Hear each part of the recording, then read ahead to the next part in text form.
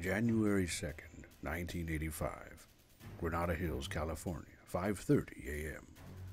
Fire crews were responding to an appliance store that had been set ablaze when a 24-year-old man approached them. He stated that his car had broken down and that he needed a ride home.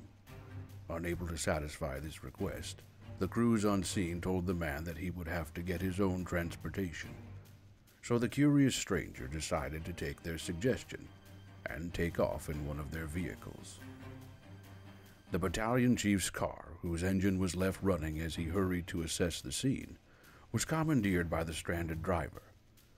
So much activity was going on that it wasn't even immediately realized that the chief's car had been abducted.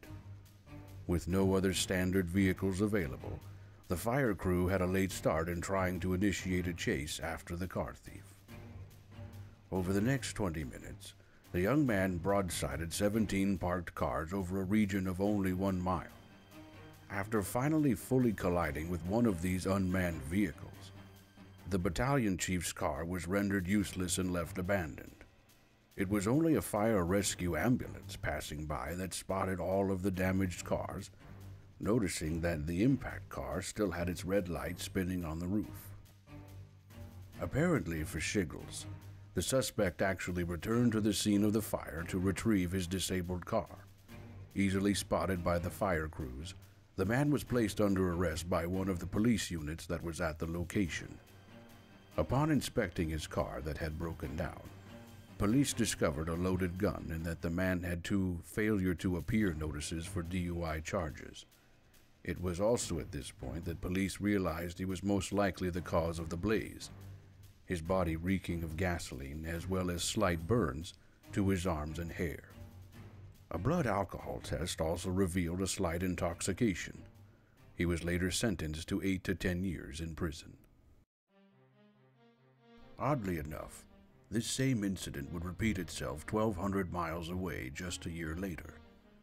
On September 25th, a completely different individual pinched another battalion chief's car in the pre-dawn hours at a fire scene.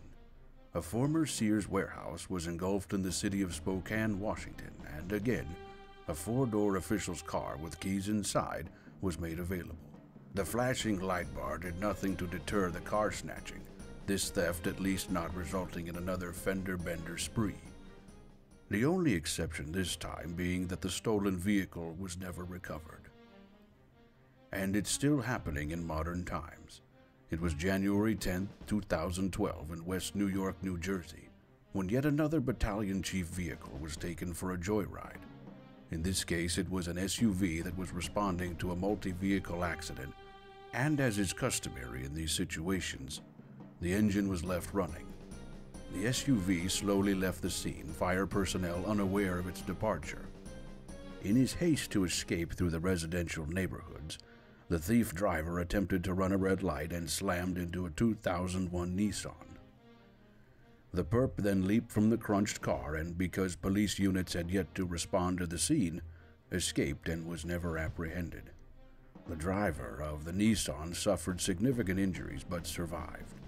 A spokesman for North Hudson Regional Fire and Rescue explained that it was normal procedure for response vehicles to remain running so that their emergency lights do not sap the vehicle's battery.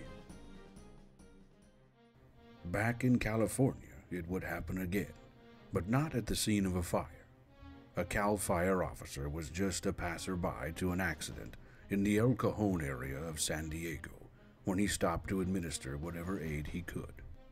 Moments later, one of the victims of the collision decided to jump into the officer's idling shelled pickup, complete with obvious light bar, red stripes, and CAL FIRE emblazoned in trim all around the vehicle.